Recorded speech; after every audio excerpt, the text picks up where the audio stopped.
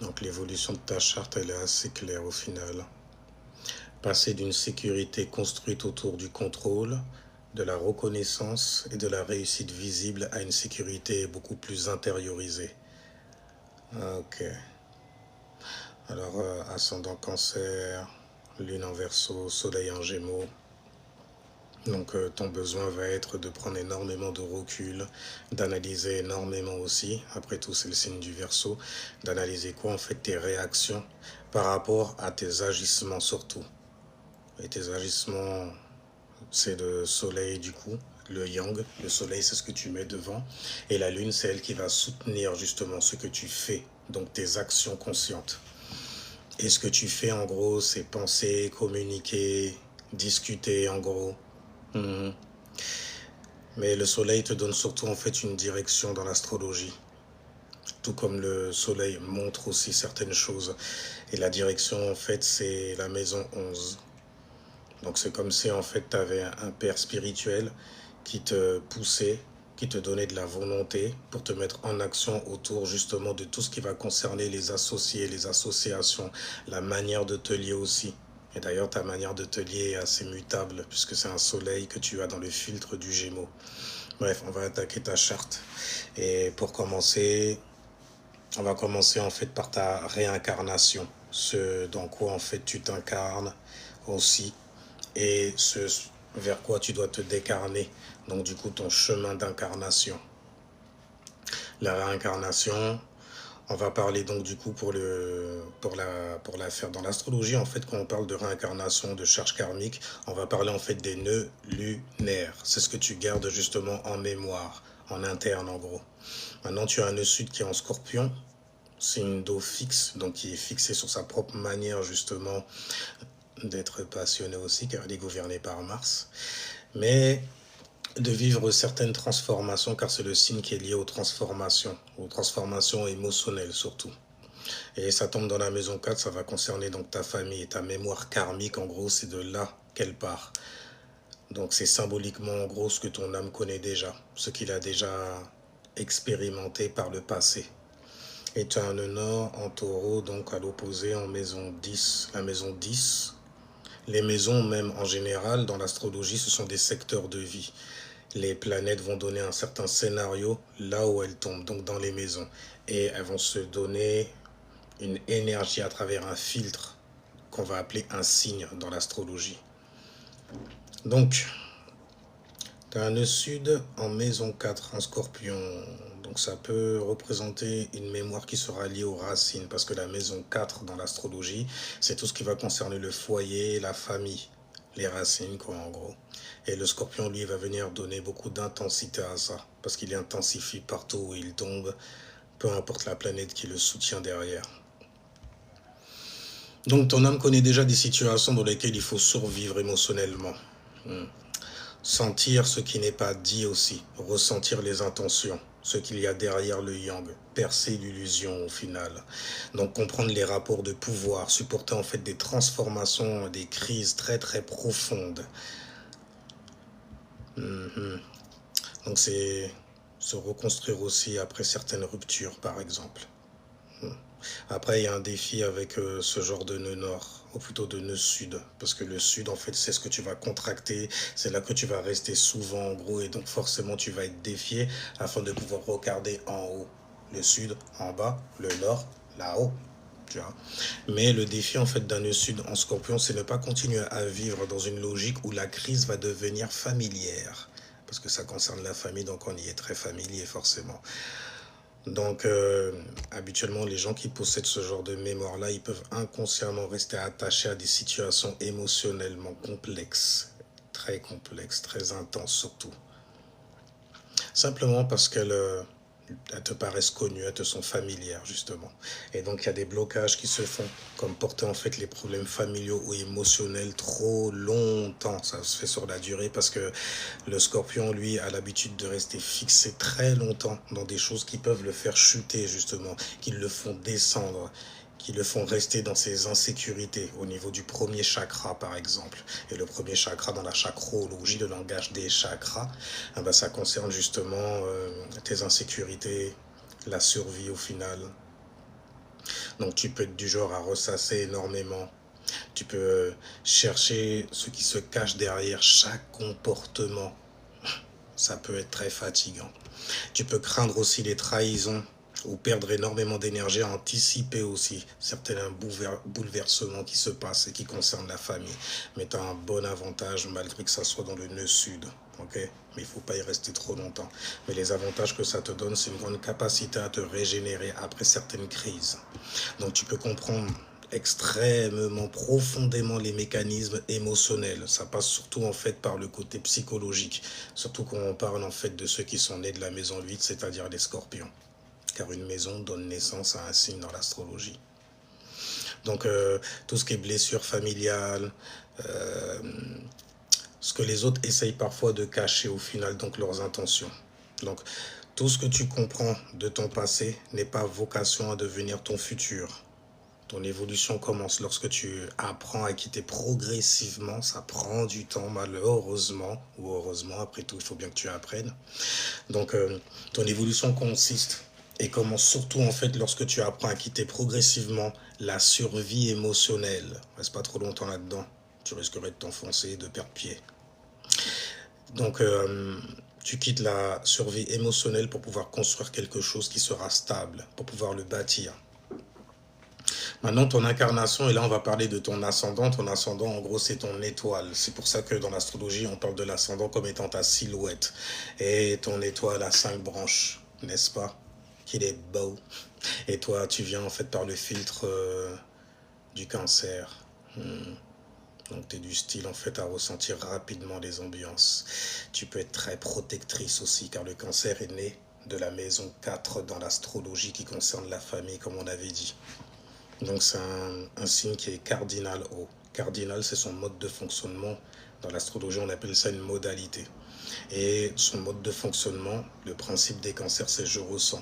Donc il s'est créé et initié, commencé, donc, puisqu'il est cardinal, certaines choses qui vont concerner en fait les ressentis, l'ambiance. C'est des gens aussi qui savent capter l'ambiance qu'il y a dans une pièce. Sauf que eux, en fait, ils vont avoir tendance à créer un certain type d'atmosphère par leur ressenti. Qu'ils le disent ou pas, de toutes les façons, ça va émaner d'eux. Après tout, c'est un signe d'eau. Donc, il crée et il initie en fait de nouvelles façons de gérer ses émotions, de gérer ses sentiments également. Donc, ça traite énormément avec la sensibilité. Et toi, ça constitue un instrument que tu as pour percer et voir justement à travers l'ambiance. Donc, je disais, tu peux être très protectrice, réceptive. Protectrice, ça va de soi, le scorpion. Le Cancer, après tout, le point commun qu'ils ont, c'est qu'ils ont des pinces, tu vois. Et quand ils ont pinces pour toi, ils sont prêts en fait à braver des montagnes, à faire des tsunamis, même s'il le faut, pour pouvoir protéger en fait les gens de leur famille, s'il le faut. C'est des Vin Diesel dans l'eau, si t'as la ref. Mais en tout cas, donc je disais, tu peux être protectrice, réceptive, intuitive, élément obligé, et très sensible à ton environnement. Donc fais attention quand même, parce que ton ascendant, en fait, il peut pas être lu indépendamment de d'autres influences. Par exemple, tu as un maître. Le Cancer, lui, il est maîtrisé, il est gouverné par une planète qu'on appelle la Lune. C'est ton état d'être, c'est ton état émotionnel. C'est l'une des planètes les plus importantes de toutes les façons. L'une des influences les plus importantes dans tous les cas. Parce que c'est elle qui te permet justement de garder certaines choses en mémoire, de te rappeler de certaines choses, d'acquérir une certaine sagesse aussi lorsque tu ressens certaines choses. En tout cas, ton maître à toi, c'est la lune, et tu as une lune en Verseau qui tombe dans la maison 7, dans la maison justement des relations, du couple, du mariage, des divorces, des partenariats aussi, que tu fais, donc les échanges que tu as avec chaque personne. Le signe qui est né de la maison 7, c'est le signe de la Balance. Si jamais tu en connais, tu vois de quoi je parle. C'est des gens en fait qui adorent dialoguer, qui adorent parler, qui adorent faire des liaisons, se lier aux gens également. En tout cas, Lune en Verseau dans la maison 7. Donc ça signifie que ton identité va se construire énormément autour des autres et même à travers eux. Puisque tu es plutôt en fait du style à les ressentir au niveau de ta personnalité en Cancer. Donc, les rencontres, les relations, les discussions, ce genre de choses, tu vois. Donc, tu vas apprendre beaucoup sur toi-même en observant, en fait, qui tu deviens au contact de quelqu'un. Tu vas apprendre, ah oui, tu vas pas te laisser le choix, mais il y a des défis là-dedans au niveau de ton ascendant. Ne pas laisser les réactions des autres définir ton état intérieur. Ok, c'est pas parce qu'une personne elle vient fâchée et tout que tu l'as forcément énervé. Il y a peut-être autre chose en fait qui l'a fait activer. Parce que vous êtes très sensible à ce genre de choses-là, les cancers, en général même. Après, les blocages que tu pourras avoir à cause de ton ascendant, c'est trop te protéger. Ouais, tu te protèges énormément, toi. Surtout lorsque tu te sens vulnérable, lorsque les gens, en fait, ils titillent un peu trop, en fait, tes émotions. Ça fait changer l'énergie à l'intérieur de toi et ça peut tsunamiser les gens. Donc, tu te protèges énormément quand tu te sens vulnérable. Et fais attention de ne pas prendre trop de distance parce que tu as une lune quand même qui est dans le signe du Verseau. Le signe qui est lié au détachement, justement. Il est né de la maison 11, justement, là où ton soleil tombe. On verra ça plus tard. Maintenant, l'avantage que ça te donne au niveau de ton ascendant, qui correspond à ton incarnation, c'est que tu peux avoir une excellente perception de l'humain. Tu peux sentir, j'ai envie de dire ressentir les besoins d'une personne, tout en développant progressivement une vision beaucoup plus objective des relations. Et c'est un bon atout pour apprendre des choses sur toi aussi, à travers les gens. Mais fais gaffe, ok? Ta sensibilité doit devenir une intelligence et pas une prison. Ouais, je sais, ça fait penser au signe des scorpions qui ont tendance justement à trop s'enfoncer dans les émotions de d'autres personnes aussi. Et toi, vu qu'il y a du cancer, forcément, une fois que tu t'es connecté à quelqu'un, tu peux prendre les choses assez personnellement aussi.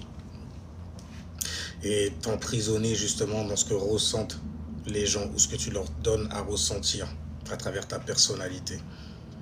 Donc ressentir quelque chose ne signifie pas que tu dois immédiatement porter ça.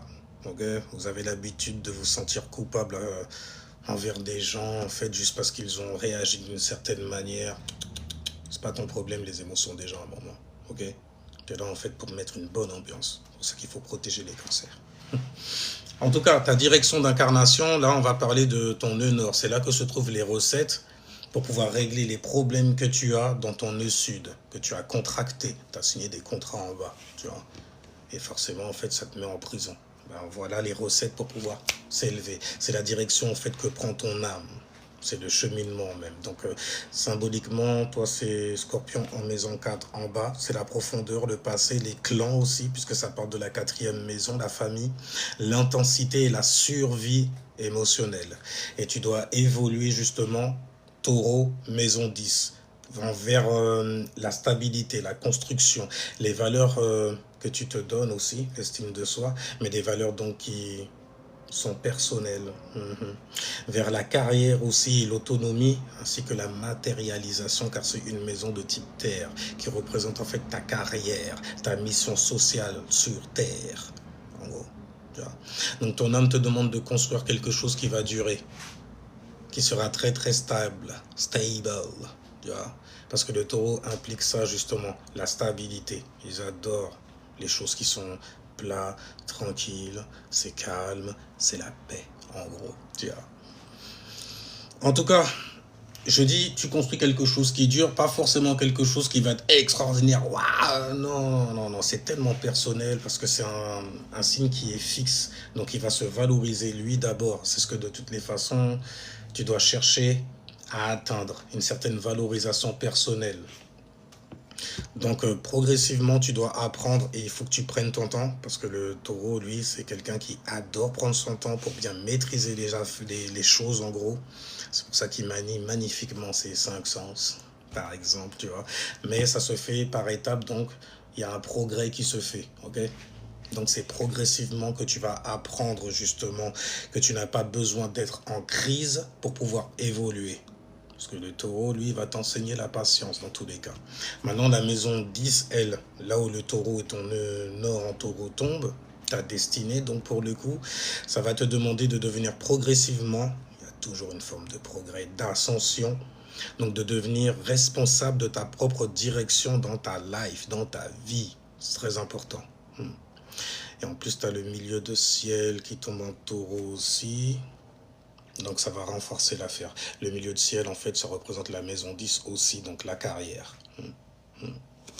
Donc tu peux avoir une destinée qui sera liée à la construction progressive d'une place sociale, professionnelle, voire même publique. N'aie pas peur du public. Tu as la lune qui est en Verseau, qui tombe dans ta maison 7 comme on a vu. Là maintenant on va rentrer dans les influences. La lune en fait ça va décrire ton besoin émotionnel, spirituellement aussi. Donc la lune correspond à la manière en fait dont tu réagis. C'est le premier corps en fait que l'on se construit justement. C'est pour ça qu'on dit que nous sommes des humains. Après tout, un humain, qu'est-ce que c'est? Si ce n'est un être qui est doté d'une capacité féminine, celle de pouvoir recevoir énormément d'influences. As above, qui sont là-haut, so below, qui tombent en bas. Qui tombent en bas, ouais, je le rajoute, tu vois. Mais il y a un paradoxe parce que la lune, elle aime ressentir et pour ressentir, il faut se connecter. Et vu que c'est en Verseau, toi, tu vas avoir tendance, en gros, à prendre du recul. On peut te sentir émotionnellement détaché. Mais c'est comme ça, en fait, que fonctionne justement ta lune. C'est comme ça que tu réagis, par le détachement, le recul, pour pouvoir bien analyser et réfléchir. Le Verseau est né de la maison 11, justement. Et c'est, pour moi en tout cas, le signe le plus surdoué dans l'astrologie. Okay, c'est un signe élément air, justement. Il ne manque pas d'air, crois-moi bien. Il est gouverné par Saturne, donc il est très structuré au niveau de quoi? Air. Les pensées, les idées, l'analyse également. Mais tu peux vouloir énormément de proximité tout en ayant besoin de conserver ton espace mental, ton environnement. Maintenant, je regarde juste les aspects, c'est le comportement en fait que tes réactions, que ta lune a, en gros, avec certaines planètes. Et toi, c'est du Neptune. Neptune est en Verseau, donc ça crée en fait une conjonction, c'est une conjonction très serrée à cause des degrés. Tu as une lune à 12 degrés, tu as Neptune à 12 degrés. Donc ça fait une big conjonction en gros. Ouais, une big conjonction. Alors une conjonction dans l'astrologie, c'est un aspect qui te donne énormément de pouvoir, énormément de capacité. Et comme l'oncle Ben disait, beaucoup de responsabilités, grand pouvoir, et donc forcément beaucoup de responsabilités. Ouais, je crois que c'est dans ce sens-là qu'il disait ça, dans Spider-Man, si tu as la ref. En tout cas, c'est un aspect qui va être dominant dans ton thème. Ça va augmenter en fait ton intuition. L'intuition, c'est plutôt neptunien, tu vois. L'imagination, on est toujours dans Neptune. Ton empathie aussi, là on est dans la Lune. Ta réceptivité, parce que la Lune te donne cette capacité de recevoir certaines choses. Mais ça prend en fait, ça te donne d'ailleurs beaucoup de pouvoir pour pouvoir ressentir certaines choses, pour pouvoir les recevoir, forcément. Et il y a des défis pour toi là avec ta lune en Verseau dans la maison 7, la maison en fait miroir style. Et le miroir en question en fait tu le vois face à toi lorsque tu rencontres certaines personnes dans ta vie. Donc distinguer en gros ce que tu ressens réellement, ok, de ce qui n'est pas à toi, de ce que tu absorbes donc des autres. Parce que tu as une bonne capacité à absorber en fait l'état émotionnel d'une autre personne qui pourrait parasiter la tienne. Tu te sens bien? Il ou elle vient devant toi, tu sens qu'elle se sent mal, même si elle ne te le dit pas. Tu as une capacité à percer et voir ça. Mais ne la mélange pas à tes fluides en gros. Apprends à rester stable. Stable. Donc du coup, il y a des blocages qui arrivent avec le Verseau. Tu peux idéaliser quelqu'un. Ça, c'est à cause de Neptune et de la conjonction que ça te donne, tu vois. Tu peux voir aussi ton potentiel plutôt que le comportement réel que tu as toi. Et même face aux autres aussi, parce que c'est à travers eux que tu apprends. Donc, tu peux voir le potentiel de quelqu'un. En premier, souvent, c'est ce que tu vas voir, plutôt que de voir qui est cette personne dans le réel, qui elle est réellement derrière, les intentions, qui ne sont pas souvent cachères, mais qui sont cachées à juste titre quelque part. Donc tu peux vouloir aussi comprendre ou sauver des personnes émotionnellement compliquées. Tu peux t'attirer des cassos très très vite et vouloir les réparer. Et c'est pas bon du tout. Mais lune Verseau, toujours des avantages pour chaque influence, tu vois, pour pouvoir te débloquer justement certains dons et talents. Tu as une bonne sensibilité humaine et c'est très très important ça, surtout chez toi, puisque le Verseau est le signe de l'humanisme aussi. Donc quand tu ressens profondément. C'est pour ça que tu as besoin de détachement, parce que tu peux t'entourer d'énormément de gens Ils te tiendront responsable de la manière. Et même toi, tu peux croire, Neptune, tu peux croire en fait que c'est à cause de toi que la personne se sent comme ça. Non, fais doucement avec toi-même, ok? Tu as une imagination qui est très très forte et un bon potentiel justement au niveau de ton intuition. L'intuition, c'est la petite voix qui te dit prends la route de gauche. Tout le monde prend la route de... C'est pas grave, toi tu prends la route de gauche. Et, mais non, mais je veux pas. Ben, dans ce cas, on va se créer une route.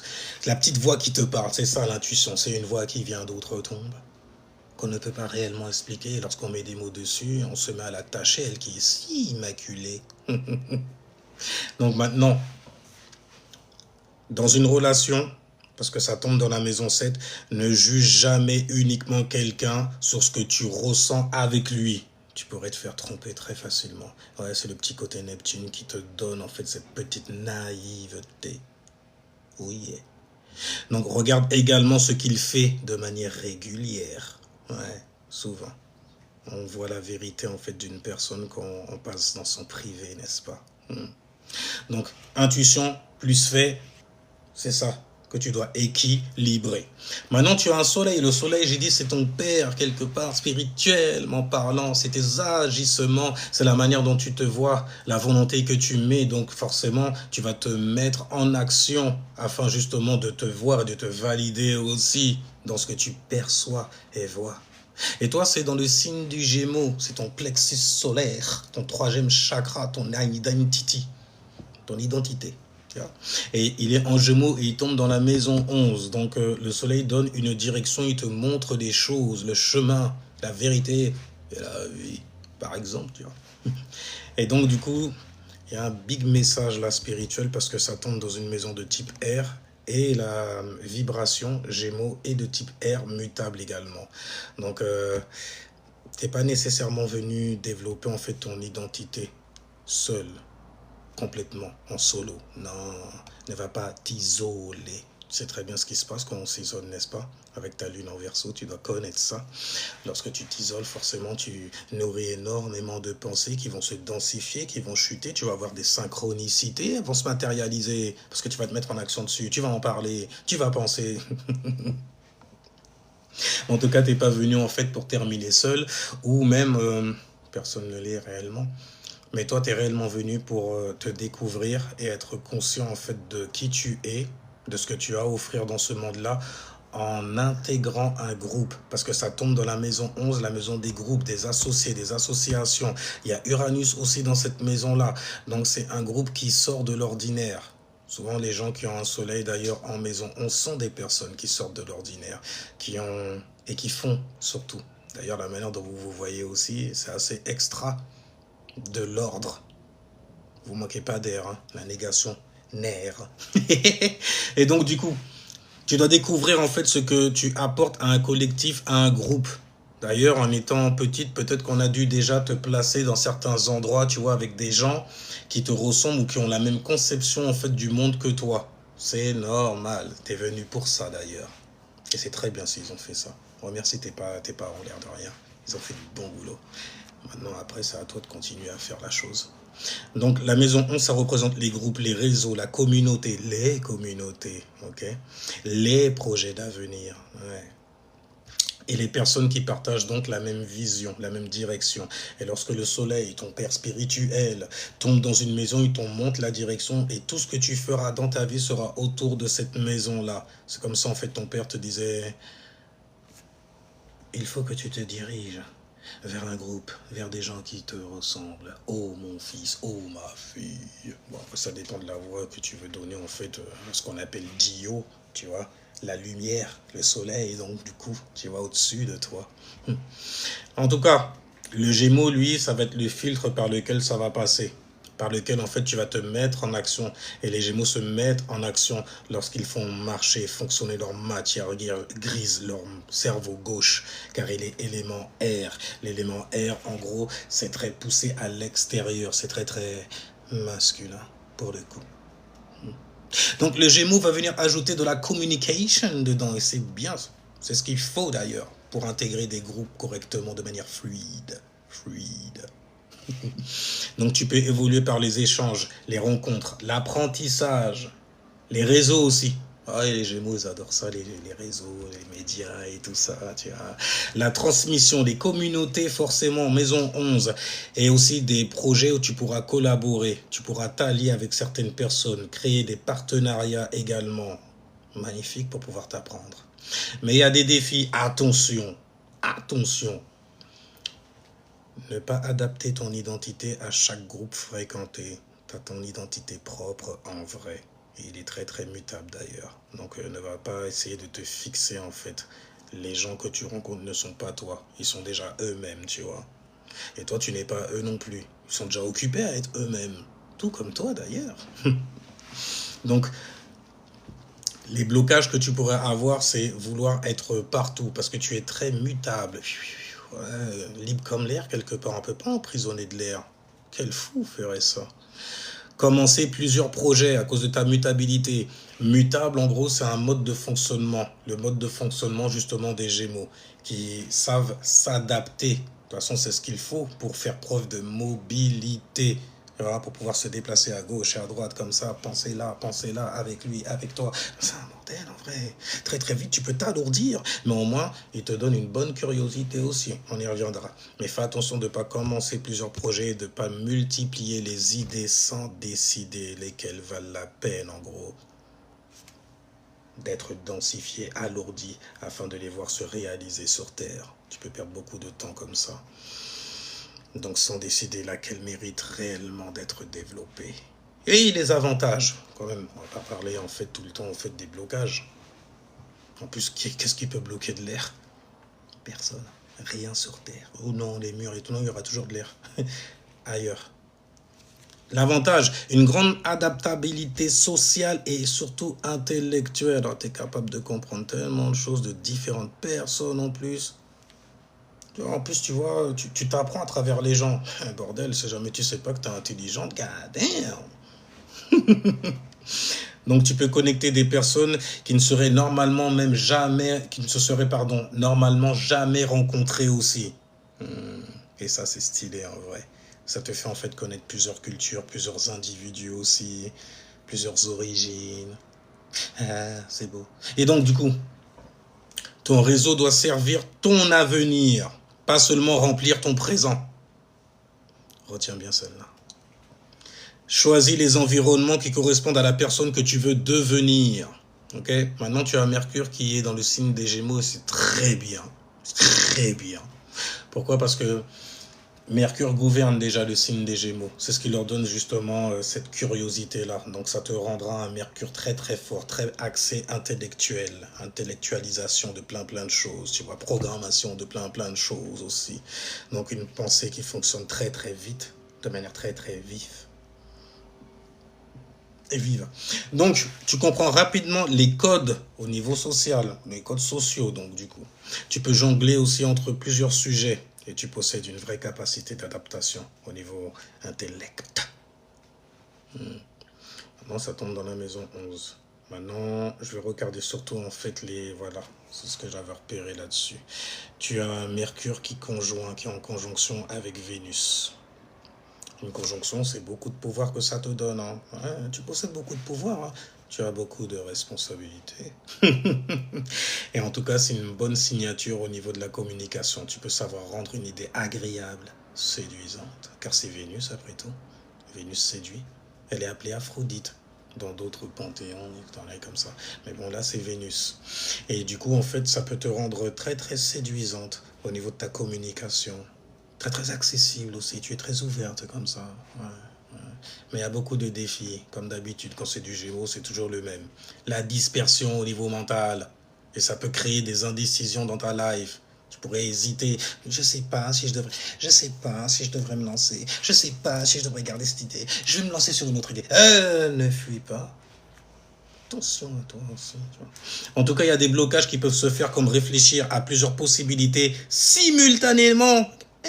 Au point de retarder ta décision. Ah, ben oui, écoute, c'est toi. Hein.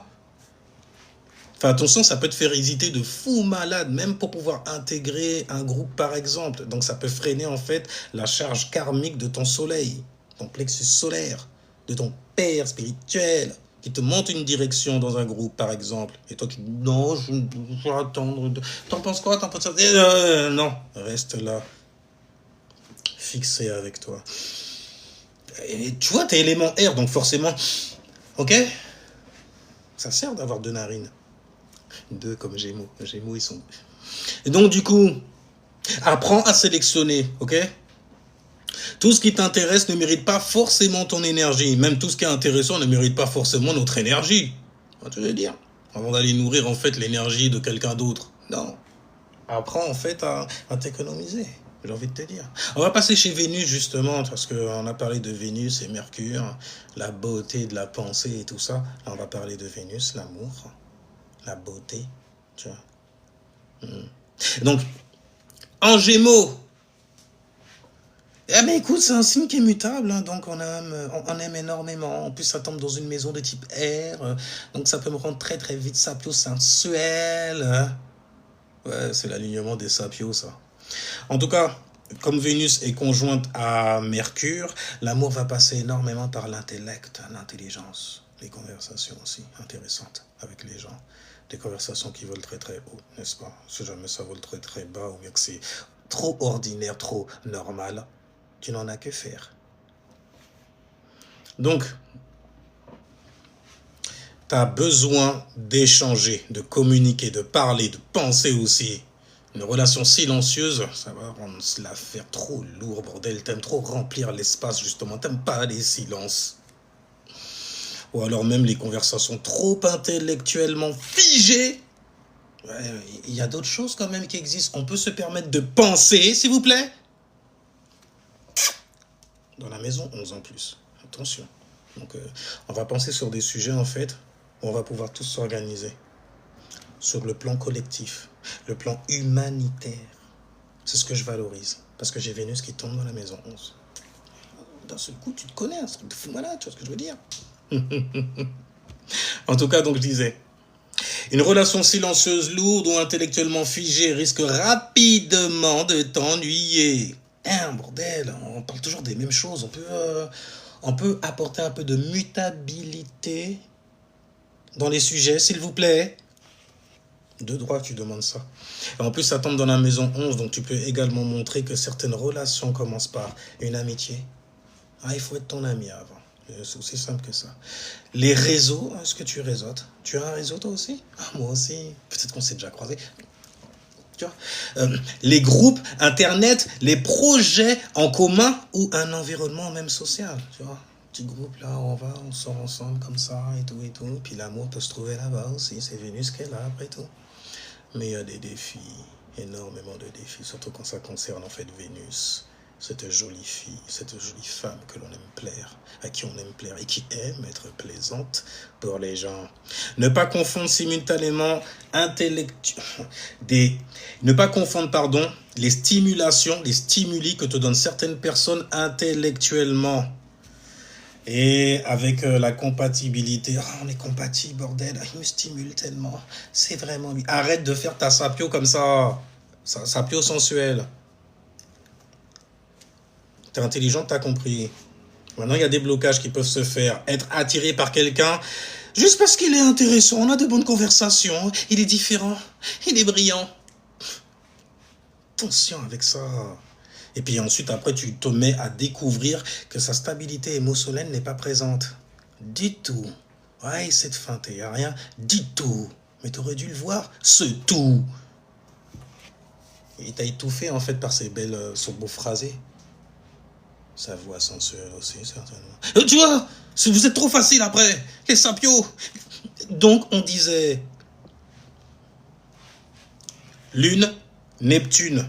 En maison 7, ça va renforcer justement cette nécessité de vérifier la réalité. Qui êtes-vous en vrai? Parce que quand même, la maison 11, il y a Saturne dedans. Saturne, c'est la réalité. C'est la réalité.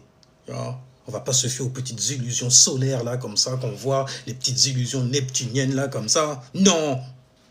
On refuse, ça suffit, tu vois, voilà, c'est bien, mais c'est très bien, il y a souvent des avantages justement, un charme verbal, une sociabilité, une curiosité, une capacité aussi à construire une relation basée sur une véritable complicité.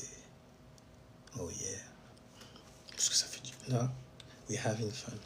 Et donc, du coup, cherche quelqu'un avec qui tu peux parler librement. Librement, ok? Librement. Pas des gens figés là dans des carrés et tout et tout. Tout le temps les mêmes discussions sur toujours les mêmes... Ok? Mais surtout, quelqu'un dont les actes restent cohérents lorsque l'excitation du début disparaît. Hein, parce qu'il y a une évolution même en matière en fait de relations. Ah oui. Maintenant, on va voir en fait qu'en est-il de ta passion.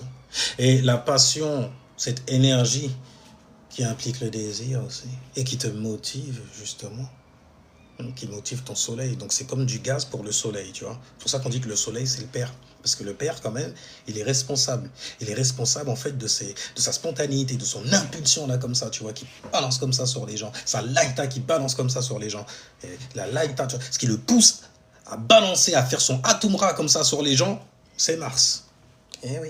Mars, c'est le gaz, en fait, qui vient remplir les cages caverneuses, par exemple, tu vois. L'afflux sanguin, les bails comme ça, donc ça te... Tu vois, très martien. Mais toi, il est en poisson. Ça va, ça chill. Ça chill. La passion pour croire en certaines choses, surtout croire en l'autre, car il tombe dans la maison 7. La maison 7, c'est toujours l'autre. Tu vois, l'autre. Il fait face à ta maison 1, la personnalité. Mais en face de lui, il y a la maison 7. La maison 1, c'est ton aura, c'est ton ascendant, c'est ce que tu vas donner au monde. Tu vois. Mais la maison 7, c'est les récoltes, c'est ce que tu vas recevoir, c'est ton automne au final. Donc Mars, là, oh là là, en plus toi, t'es cupsidé, c'est vrai, t'es cupsidé. T'es cupsidé, ça veut dire en fait que tu n'es pas un seul élément, c'est-à-dire élément O seulement. Tu es élément R et O.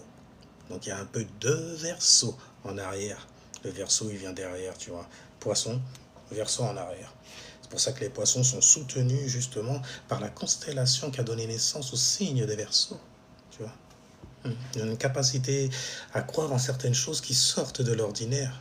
Et les gens qui ne sont pas très ordinaires, c'est justement ces aliens qu'on nomme les Verseaux. En tout cas, tu as Mars en poisson qui tombe dans la maison 7, ton Eleven, quelque part. Eleven. Non, ton Heaven. Mais Even, Eleven, t'as vu, ça se ressemble. Et donc, du coup, tu peux beaucoup agir en fonction des personnes qui t'entourent. Ton énergie est liée à l'action martienne, donc forcément, c'est une influence qui est liée à l'action aussi. Tu vois, donc à agir, à te pousser à agir, justement. Et donc, forcément, elle va être très sensible au niveau des relations, car c'est là-bas que tu adores agir sur le plan 7, le plan des relations. Là se trouve ton Heaven. Et donc, du coup, disais-je, en plus, 7, Heaven, 11. Et donc, du coup, essayais-je de dire, parce que ta charte, quand même, elle dit beaucoup de choses. Mars en poisson n'affronte pas nécessairement frontalement. Non, il est beaucoup plus subtil que ça. Après tout, le poisson à Vénus en exaltation, et là on parle de Mars. Il a une bonne manière à lui en fait d'attaquer. N'oublie pas, Mars c'est Arès ou Hadès aussi. Donc c'est le Arès, c'est le E, le A, le alpha qui rise, donc qui se lève comme ça. Et il représente aussi Hadès, parce qu'à force de trop se lever comme ça, tout ce qui monte redescend. Tu vois, Hadès, c'est le alpha qui descend. Et il descend où? En enfer, souvent. Ouais, ça rime avec terre en plus, t'as vu. Et donc du coup, disions-nous, Mars en poisson n'affronte pas nécessairement frontalement. Il contourne, il ressent, et parfois il patiente, il attend. Comme un poisson dans l'eau, tu vois. Et il faut faire preuve de patience d'ailleurs pour pouvoir l'attraper, ce poisson-là. Anyway, tu as Mars qui est en conjonction, enfin c'est presque une conjonction, mais il est très très proche en fait de Uranus. Mais qu'est-ce que c'est qu'Uranus? Uranus, c'est la big surprise, mother poker. Tu vois. C'est ce qui va te surprendre aussi. Ouais. Et là, tu as un gros pouvoir. Ça te donne quand même une presque conjonction. Et ça apporte une énergie beaucoup plus explosive. Parce que Mars est là pour tout prendre, pour tout exploser. Mars est là pour faire la guerre. La guerre. C'est un guerrier. C'est pas un soldat qui est soldé à quelque chose qui a sous le thé. Tu vois. Et il n'est pas là pour prendre le thé. Il est là pour tout rafaler, tout rafler. Et avec Uranus, ben, ils sont en team, tu vois, ils sont en fusion, un yoga planétaire en gros, un yoga kundalinique même qu'ils font comme ça, tu vois. donc il résonne d'une seule voix. Tu peux avoir en fait des spontanéités très surprenantes et donc explosives. Pour le coup, en fait, tu peux supporter longtemps quelque chose car tu n'attaques pas frontalement, n'est-ce pas? Et puis un jour comme ça, tu te réveilles, ça suffit. Et on ne sait plus qui tu es. Même toi, tu ne te reconnais pas.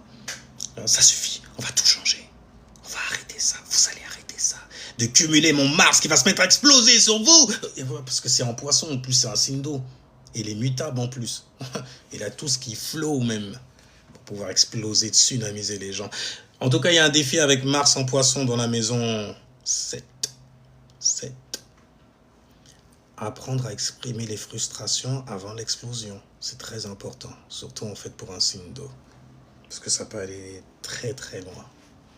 Oui, bien sûr que tu sais. Maintenant, il y a des blocages aussi. Évite les conflits pour préserver ta paix. Accumuler puis rompre brutalement. Arrête ça. Et exprime-toi directement. Spontanément, j'ai envie de dire. Même si t'aimes pas trop en fait tout ce qui est frontal comme ça, tu vois.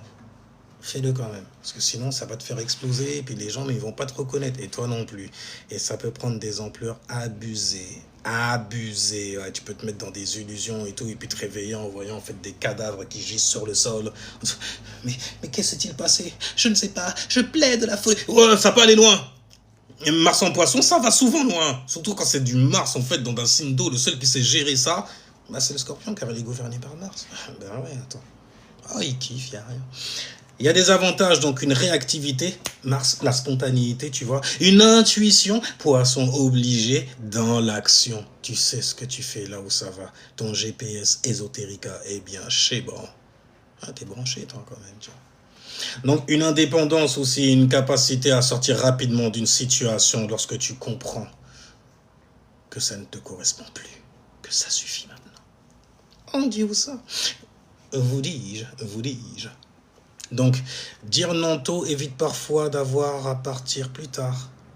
Ou d'avoir à partir sur le tard. Parce qu'on a trop cumulé. J'avais un truc d'encrosser dans la gorge. Jupiter, dans le signe du lion. Dans ta première maison, stylé. Parce que là où Jupiter va tomber dans les maisons, il va faire croître les choses qui sont liées à cette maison-là. Il va augmenter la valeur même de cette maison-là. Il va la faire prendre en volume. Ouais. Ça fait grossir, ça met les choses en expansion. Donc forcément, ça te fait reconnaître certaines expériences. Parce que Jupiter, en gros, c'est une influence qui est liée justement à ton esprit et à sa capacité à créer des expérimentations spirituelles pour lui. Vois-tu? Donc tu as Jupiter en maison 1, c'est une très belle ressource que tu as là et que tu t'es donné, distribuée comme bon te semblait.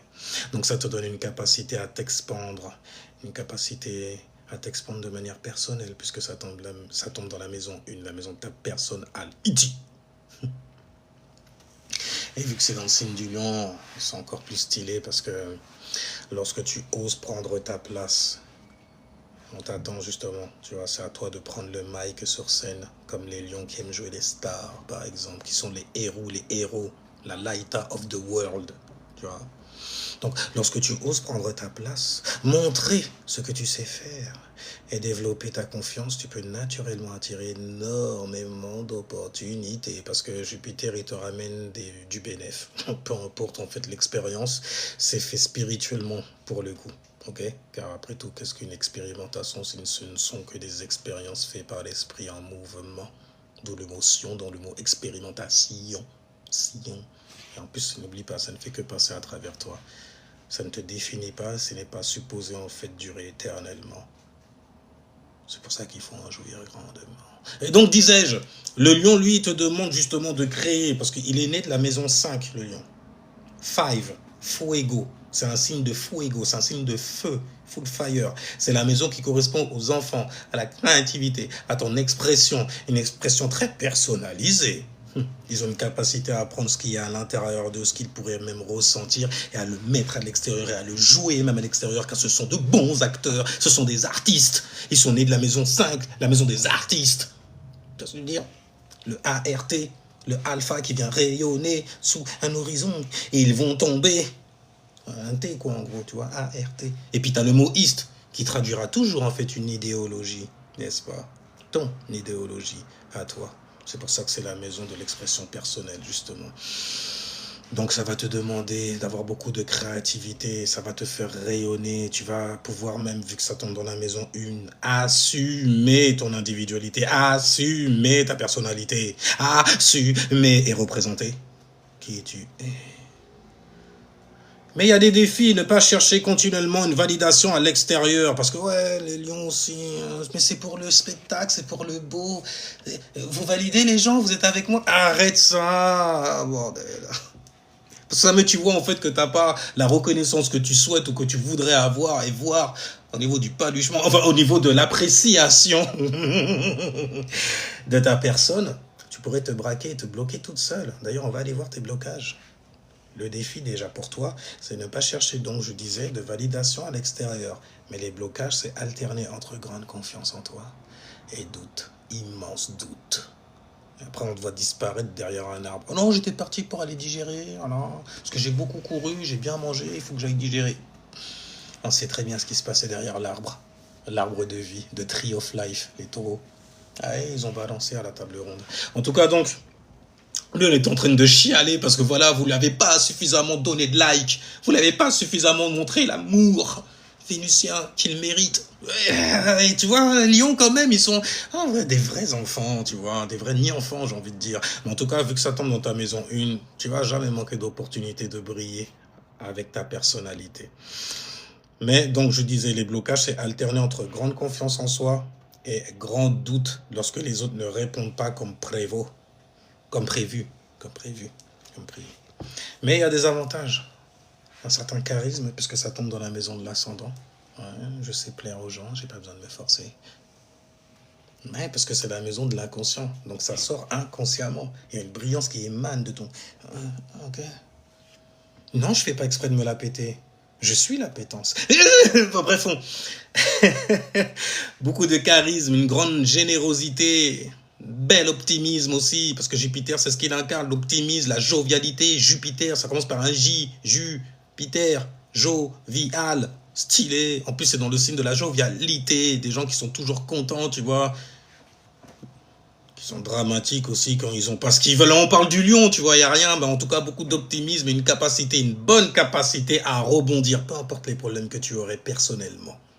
Jupiter, il est là, en fait, pour te donner énormément d'abondance, d'opportunités pour pouvoir t'en tirer, justement. Oui. Et donc, du coup, ne réduis pas ta lumière pour assurer ton environnement. Fais pas ça. Fais pas ça. Moi, je me réduis parce que, voilà, j'ai vu que là, dans le groupe et tout, les gens, ils sont là, tu vois. Et moi, quand je suis arrivé, j'étais là. Je me dis, bon, je vais... tu sauras pas faire ça de toute façon. Ou tu le feras pas très longtemps. Et tu pourrais cumuler avec ton Mars en poisson et exploser sur les gens. Dieu! Donc, calme-toi. Chill. Donc, ne cherche pas non plus à briller uniquement pour être regardé. Il faut que ce soit nécessaire, mince, tu vois. T'es pas toute seule dans le lot, là-bas. Donc, construis quelque chose dont tu peux être fier, même lorsque personne n'applaudit. Alright. Tu as Saturne en Cancer. Non, c'est bien. Il va faire le taf. Bon, parce que Saturne, c'est la réalité. Et le Cancer, il n'est pas très sur la réalité, quand même, tu vois. Parce qu'il est des signes d'eau, tu vois. Il est gouverné quand même par la Luna. Hein? Donc, son état émotionnel. Et quand on est dans un certain état émotionnel... Quand on est dans un certain état émotionnel, on voit pas la réalité, quoi. On s'en fiche même de la réalité, souvent. La réalité, c'est quoi? Le réel? Non, mais ce que je ressens, ça, c'est réel. C'est le Cancer, quoi. En plus, il ressent des choses qu'on ne voit pas. Encore pire, puisque ça tombe dans la maison 12. La maison 12, c'est la maison qui a donné naissance au signe des Poissons. Ça correspond à l'invisible, à l'inconscient également. Et c'est une maison aussi où tu peux trouver énormément de charges karmiques. Tu vois? En tout cas, donc, Saturne en maison 12, ça parle souvent, en fait, symboliquement surtout, de peur. Mais c'est caché de toute façon, on ne sait pas que tu as peur, mais toi, tu le sais. Et des peurs qui sont difficiles à identifier. On ne joue pas de malade imaginaire non plus, ok? mais difficile en fait à identifier parce qu'elle travaille dans l'inconscient. C'est la maison de l'inconscience, du yin, de l'invisible. Tu vois. Maintenant, quand c'est un cancer, un vrai cancer qui se passe là-bas d'ailleurs, ça va concerner particulièrement ta sécurité émotionnelle. Ouais, parce que le cancer, comme je t'ai dit, représente le ressenti, tu vois. Parce qu'il est gouverné par la lune, ton état émotionnel. Donc tu peux parfois avoir peur de perdre une personne, un environnement ou une sécurité avant même qu'un problème réel n'existe. Arrête, parce que toi tu... Parce qu'avec des alignements comme ça, heureusement que Saturne il est là pour te rendre assez mûr, assez mature aussi, faire preuve de sagesse. Parce que bordel, tu pourrais manifester des trucs, mais ouais, je suis pas encore parti toi aussi, laisse-moi une chance. Je fais, ouais, mais si jamais t'es arrivé... Mais je suis là, mince. Parce que je vais prendre ma bécane après, je vais rentrer dans le mur juste parce que t'as pensé une bizarrerie comme ça. Ok? Ne me fais pas manifester des trucs comme ça. Manifeste du bon. Plus d'abondance. Plus de... Plus. Plus, c'est-à-dire. Beaucoup. Donc, il y a des défis pour toi. Apprendre à devenir son propre refuge. Ok? Pas le chercher chez les autres. Parce que, mais je te perds, moi, je suis où? Je fais... Ok? Apprends à être en sécurité intérieurement. Sans bâtir non plus, en fait, des murs abusés et tout ça. Parce que ça va forger quoi, au final? Des insécures. Des sécurités, donc sécures. Mais de l'intérieur. À travers ton IT, ton corps physical. Qui prendront des caractéristiques humaines. Dans des situations. Et c'est pas bon. C'est pas bon du tout. Ok? Donc apprends à devenir ton propre refuge. Pouvoir avoir une certaine forme d'indépendance au niveau de tes ressentis, de ce que tu ressens pour cet être que tu ne veux pas voir se perdre, que tu ne veux pas perdre non plus. Et donc, disais-je, les blocages après les défis, garder les inquiétudes pour soi, c'est pas bon ça te blocus. Surtout avec ton Mars en Poiscaille, tu l'as bien capté celui-là. Porter silencieusement, personne ne verra, c'est pas grave, il m'a fait du mal, je me sens mal, mais je vais le garder pour... Non, c'est intéressant. Ça peut te désavantager énormément. Surtout en fait lorsque tu te replies sur toi-même, lorsque tu sens ou te sens même dépassé. Avec ta lune en Verseau là qui va te faire te retirer tout doucement. Reste là et puis parle. Dis les choses comme elles sont, ce que tu ressens calmement, tu vois. Parce que sinon après ça se met à bouillir et puis ça explose sur les gens. À tout bras sur tout le monde. Sol moquette, plafond. Il y a des avantages en tout cas avec ton Saturne en maison 12. Ça ramène de la maturité, énormément de maturité. Surtout après certaines choses que tu as dû personnellement expérimenter. Donc Saturne en 12, ça peut te donner une immense aussi solidité intérieure. Une solidité intérieure. Donc tu apprends progressivement, toujours une forme de progrès avec toi de toutes les façons. Il faut que tu en sois consciente absolument pour pouvoir te donner un peu plus confiance lors de certaines expérimentations spirituelles. Donc tu apprends progressivement à ne plus être gouverné par tes peurs inconscientes. Parce que tu es un peu plus conscient. Donc, lorsqu'une peur apparaît, demande-toi, est-ce quelque chose qui se passe réellement maintenant? Ou quelque chose que j'ai peur de revivre? C'est une distinction en fait qui peut devenir fondamentale pour toi, surtout avec ce genre d'alignement-là. Tu as Uranus en Poisson. Encore lui. Ah, écoute, Uranus, quoi, il n'y a rien. Dans la maison 7, dans la maison 7, ouh là là. Parce que bon, la maison 7, c'est la maison du couple. Uranus, quand même, ça te ramène l'air de rien des situations hors du commun, donc très atypiques. Et des gens aussi très atypiques. Et au niveau des relations, c'est assez chaud au final. Ouais, ça peut piquer fortement. Avoir de mauvaises surprises, comme des bonnes, bien sûr. Deux bonnes surprises. Donc ça confirme aussi que les relations représentent un terrain majeur d'évolution pour toi. Parce qu'Uranus, il représente la liberté, mais surtout l'évolution. Donc tu peux rencontrer des personnes très différentes, libres, atypiques, ou même difficiles à enfermer dans un modèle traditionnel, où il y a beaucoup de résistance, forcément. autour de toi. Mais pourquoi es-tu avec cette personne-là? Parles-tu, communiques-tu avec cette personne-là? Parce qu'il a quelque chose de différent de vous.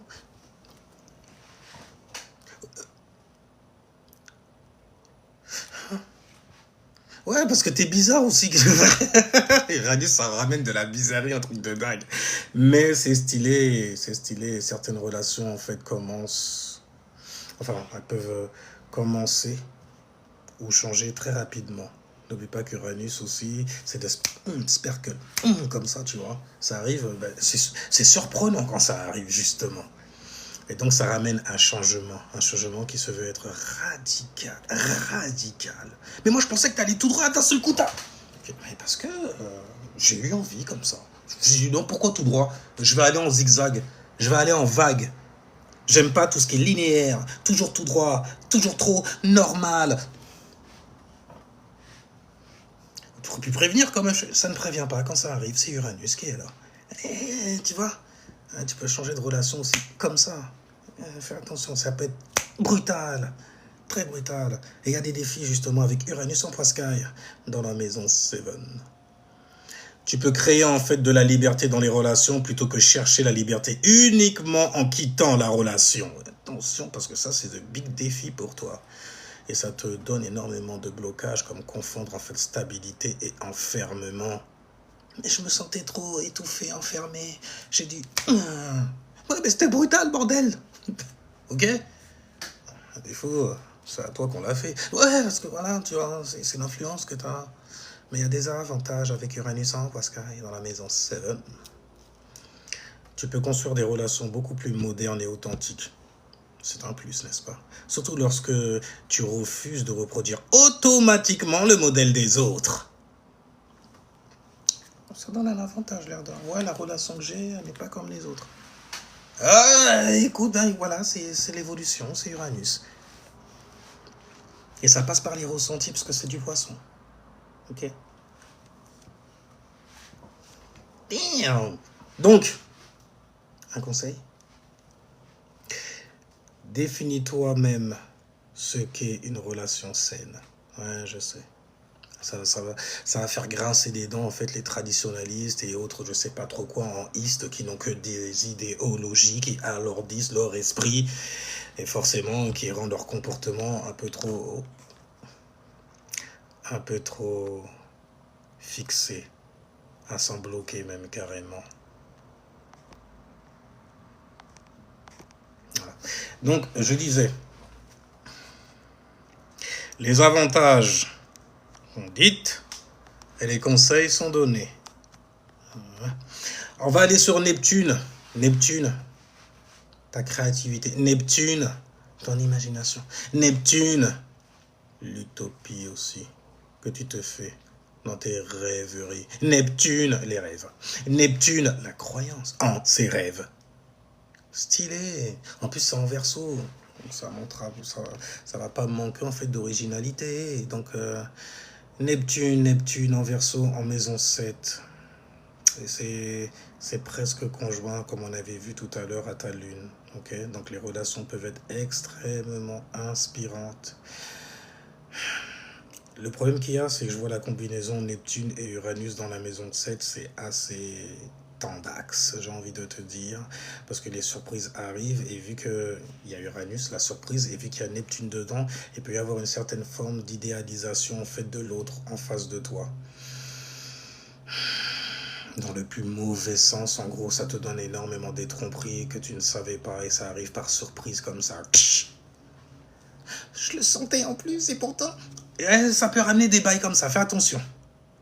Très attention.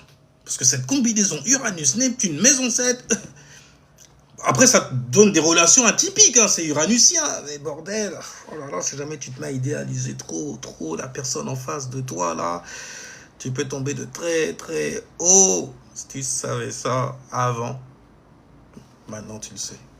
En tout cas, les relations peuvent être extrêmement inspirantes, elles constituent aussi un lieu où tu dois te développer. Développer quoi surtout? C'est une vierge qui vient te parler de ça. Le discernement, ton discernement. Tu as peut-être un ressenti, des détails, des non-dits également. également mentis, tu vois. Donc personne ne peut te mentir à toi. Et donc du coup, il y a des défis qui viennent, voir les gens tels qu'ils sont. Parce qu'on peut te montrer une certaine light et puis toi tu idéalises ça. Et puis il y a Uranus qui se ramène, surprise, motherfucker, mode poker. On est devenu poker ta mère. Tu vois, poker mother, mère, poker ta maman. Ils sont venus poker ta maman. Et après là tu te mets à chialer, tu vas dans ses jupons. Ah, maman, bobo. C'est genre des bails comme ça. Tu vois, mother, poker. Mot poker. Mot pokaz. Et donc du coup, il y a des blocages qui peuvent arriver aussi. Tomber amoureuse d'une possibilité. C'est pas marrant. Arrête de rire. Je sais ce qu'il pourra devenir. J'ai vu son potentiel. Ah ouais, après je suis... voilà. Je fais attention, mes alignements et ta charte quelque part, elle est assez dure avec moi. Elle est stylée à lire, bordel. Mais bon, voilà quoi. Il y a des avantages. Une grande capacité justement à jouer les empathes. Une grande capacité à l'empathie. Tu vois. Et des possibilités de vivre des connexions émotionnelles très profondes, très deep. Donc ne construis jamais une relation uniquement sur une promesse. Tu sais ce que c'est les promesses. Mais après, force pas les gens à te promettre des choses non plus. Prends ton temps. Apprends sur toi à travers cette personne-là. Discernement. Okay, tu discernes, tu dissèques même carrément. Tu dissèques, tu fais le tri comme une chevrière. Donc on disait, ouais, tu vois. Et donc, construis ta relation sur des comportements qui sont réguliers, répétés. Écoute, ok, je suis vierge, excuse-moi. Donc, ok, je fais appel justement à la maison 6. La force de la maison 6, le quotidien. Je vois des choses qui se font quotidiennement. Il est régulier. Il ne me ment pas. Il est réellement ce qu'il a dit, qu'il faisait, qu'il était, qu'il m'a montré. Le potentiel. Hein? J'ai fait comme le scorpion, tu vois. J'ai stab. Stab. Tu vois, l'opposé, il veut la stabilité, le taureau. Mais le scorpion, lui, il veut stab la réalité. Je vais te stab ta lumière. Tu vois? Pour voir le IT que tu es. On dit où ça? Et ça se fait par des comportements répétés. Et tu sais quoi? Les mythos, les menteurs et tout ça, ils se fatiguent très vite parce que mentalement, ils montent déjà tellement de gens qu'à un moment, ça tient plus. Ah bah à un moment, ça alourdit. Puis parfois, c'est eux-mêmes qui se balancent. Ah, écoute, voilà. Parce que t'es fatigante. T'es comme un ange, en fait, tu vois. Et tu es en train de torturer le démon que je suis. Je suis obligé de me mettre littéralement sur la croix, alors que c'était toi que j'adorais voir dessus. Ok? Pas mitonner longtemps, là, comme ça, devant des gens, en fait, qui sont lumineux, en vrai. Lumineux. Et les mauvaises personnes ont toujours des opportunités de stabber, en fait, la lumière. C'est pas bien. Ah bah, toi, maintenant, tu prends justement ce qui... Puis c'est toi qui stab, maintenant. Tu stabs pour atteindre une certaine forme de stabilité.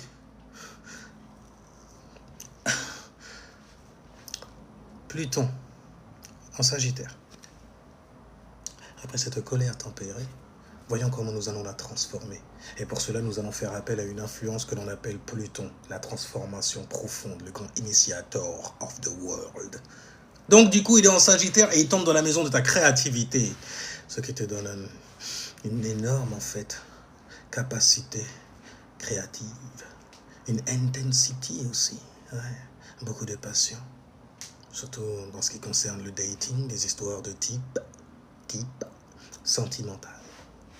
Ça pas normal. Et donc du coup, il y a qu'à vibrer.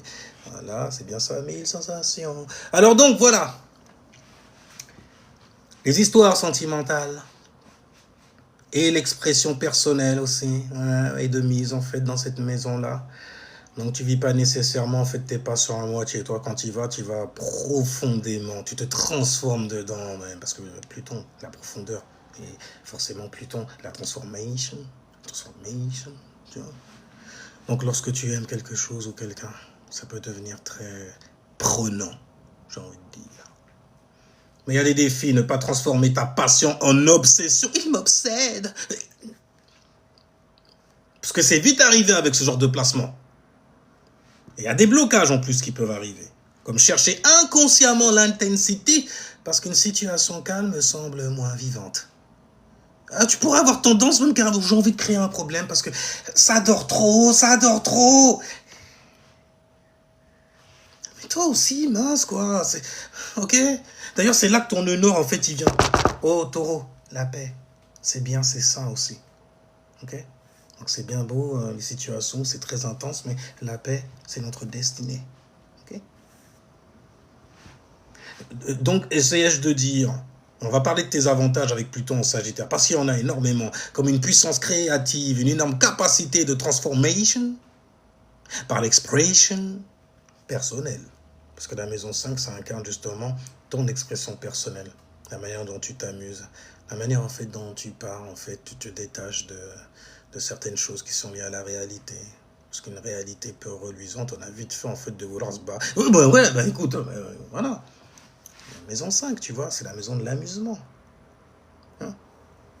C'est puissant, en vrai. Tu vois? Donc du coup, ce qui est puissant n'a pas besoin d'être destructeur pour être profond. D'accord? Tu aurais trop tendance à choisir ce genre justement de relation. Mais c'est un bad boy, j'adore les... Ils sont atypiques quand même, ils sont pas, voilà, cravatés, je suis monsieur tout le monde. Mais ça peut être ça aussi, hein, monsieur tout le monde, quelque chose de... je sais, côté en fait, oui, mais il faut que ça ait du punchy, il faut que... ok, on est des adultes maintenant. Ok, on est des adultes spirituellement. Nous sommes conscients de nos influences. On va aller dans une autre. Chiron. En même temps, tu peux pas le faire carré ou triangle, ça ferait mal. Donc, du coup, Chiron en Capricorne dans la maison 6. Chiche. Chiron en maison 6, ça peut toucher une question. Celle de la compétence. Es-tu compétente? Celle du travail. As-tu un travail? Celle de l'utilité. Sers-tu correctement? Et de la capacité à être suffisamment efficace. As-tu un talent? As-tu une carrière? Combien gagnes-tu? C'est très capricornien quelque part, tu vois. Parce que justement, avec le Capricorne, tu vas souvent en fait avoir une blessure qui va te pousser à te demander est-ce que tu en as suffisamment fait dans cette life? Est-ce que tu es suffisamment au final compétente? Okay? Et il y a des défis pour toi avec Chiron en Capricorne. Ne pas mesurer ta valeur uniquement à ta productivité. Parce que ça crée des blocages, comme te sentir insuffisante lorsque tu ne contrôles pas parfaitement ton quotidien ou ta progression professionnelle. Écoute, bordel, toi aussi, laisse-toi une chance, non? C'est très bien comment c'est dur. Tu le sais mieux que personne en plus, ok? Tu sais que tu as donné le meilleur de toi. Après, c'est ça le délire. C'est ça le délire. Tu peux voir des gens qui sont blessés comme ça et leur apprendre justement à donner le meilleur d'eux-mêmes. Parce que Chiron, c'est ce qu'il t'apprend. Chiron, il t'a blessé. Il t'a rendu quelque part guérisseur ou guérisseuse aussi, tu vois. Des gens qui tombent dans ce genre de choses-là. Et c'est stylé en vrai.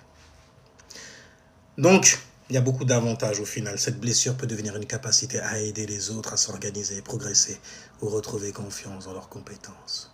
Tu es compétent. Sache-le. On m'avait jamais dit. Je suis pas n'importe qui. J'ai lu ma charte chez Kingu Bilali. Je sais de quoi je suis... Ça va loin! Je m'énerve quand je prends la voix de Mickey. En tout cas, Chiron, Capricorne en maison 6. La maison 6, c'est la maison aussi qui est liée à l'organisation et à la discipline. Donc la discipline doit soutenir ta vie, absolument. Et surtout, tu ne dois pas devenir le tribunal qui décide de ta valeur. Ça peut te bloquer, mais avec une force, c'est un bordel en vrai. Non, on va voir en fait tes aspects majeurs quand même, parce que c'est vrai que j'en donne trop là. Non, j'ai déjà fait de toutes les façons en faisant ta charte. On va voir tes répétitions au niveau karmique. On va en faire quelques-unes parce que je veux pas que ça dure trop non plus. J'aimerais, hein, mais... Et donc du coup, si tu restes trop longtemps dans ton nœud sud, en Scorpion, dans la maison 4, il y a certaines expériences qui peuvent devenir, et même qui peuvent revenir sous différentes formes et prendre des formes affreuses. Les crises émotionnelles. Il y a des périodes comme ça, où tout semble extrêmement intense, et où tu dois encore une fois te reconstruire. C'est fatigant. Donc, tu n'as pas besoin d'une crise pour changer. Sache-le. Les relations à sauver. Répétition karmique, ça aussi. Lune, Neptune, maison 7. Donc tu peux attirer à toi régulièrement en fait des personnes que tu comprends énormément, mais qui ne t'apportent pas forcément la stabilité qui t'est destinée. Donc, comprendre quelqu'un n'oblige pas à rester avec lui.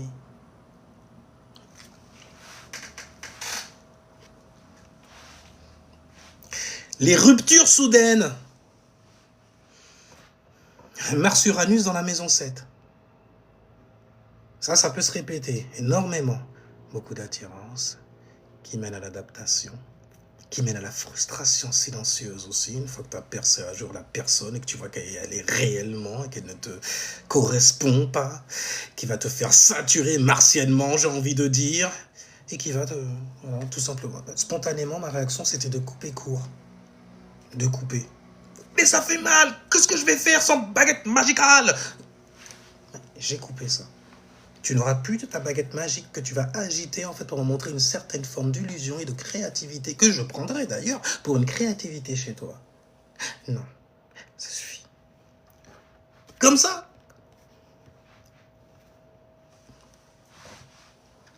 Donc, un conseil pour toi, l'air de rien. Parle avant d'exploser. Tu pourras en surprendre plus d'un et tu sais pas comment les gens ils peuvent prendre les choses aussi, n'est-ce pas? Bon, on va s'en faire une dernière quand même. Le retour au passé. Ça ressemble à quelque chose que j'ai déjà... Le retour au passé, justement.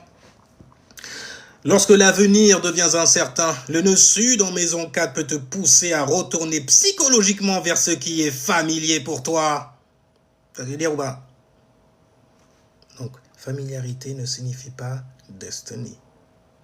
Destiny. Maintenant, on va se faire un petit résumé quand même, tu vois. Un bon petit résumé pour toi. On va voir le message spirituel pour toi, rien pour toi. Parce que c'est ta charte à toi en même temps. Donc ton âme semble connaître l'intensité des crises et des transformations. Tu vois. Elle n'est pas venue apprendre à survivre une nouvelle fois, non, du tout. Ok, détache-toi de ça. Elle est venue apprendre à construire. Attache-toi à ça. Tes relations vont énormément te révéler à toi, à toi-même, tu vois. Mais elles ne doivent pas décider de ta valeur, n'est-ce pas? Je suis sorti avec une merde, donc je suis une merde. Non, c'est pas ok. C'est pas comme ça que ça se passe, toi aussi. Ton passé t'explique, il ne doit pas te définir. Donc, disais-je, ton nœud nord en taureau dans la maison 10 finit par te poser une question extrêmement simple. Maintenant que tu sais ce que tu ne veux plus vivre, qu'est-ce que tu veux bâtir?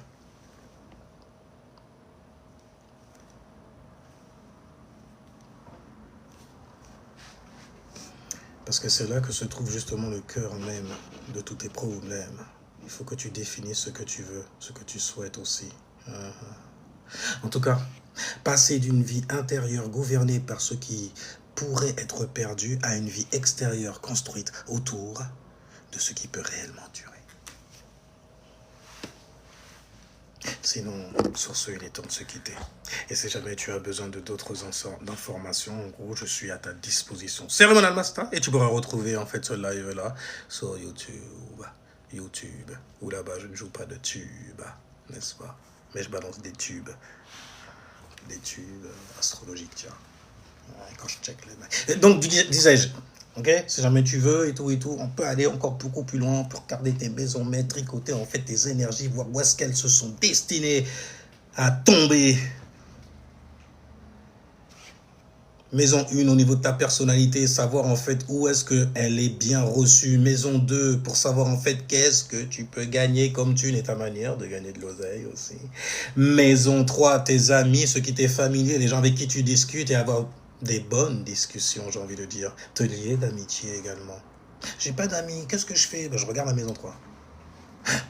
Voilà, tu vois. Maison 4. La maison 4, la maison maître de la maison 4, ça va t'expliquer surtout en fait là où tu aimerais bâtir un foyer, tu vois, là où tu veux émotionnellement être bien, oh oui, bien. Maison 5, ton expression personnelle, là ça va concerner en fait les relations, le dating aussi. Ce que tu attends de voir comme Laïta, comme alpha de cette personne-là. Ce qui te met la disquette en premier quelque part.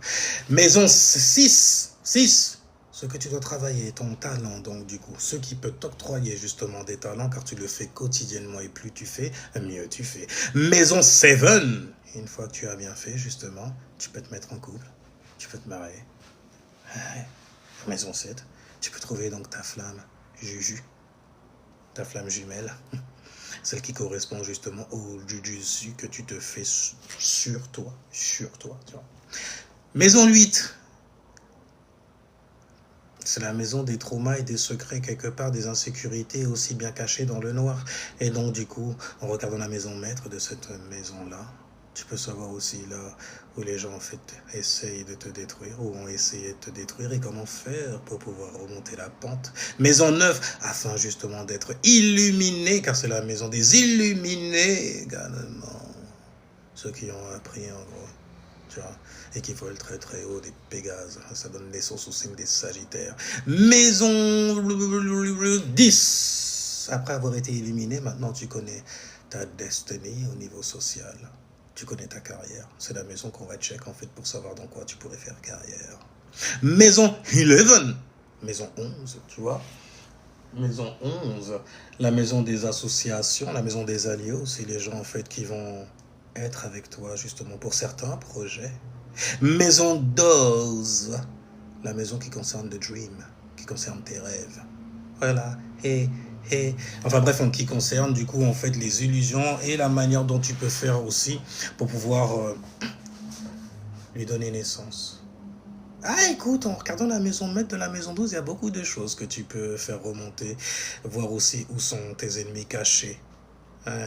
Des ennemis en fait qui te veulent les mal, forcément, d'où la définition d'ennemi également, des gens qui t'opposent, et ça on devient même karmique. Bon, après, il y a tellement de choses, je t'ai donné ça juste en surface, mais il y a plein de trucs avec l'astrologie, c'est juste abusé et incroyable, unbelievable. Sinon sur ce, moi je te dis ciao, puis jusqu'à la prochaine vidéo ou la prochaine charte, tu sauras où me trouver, je suis à ton service.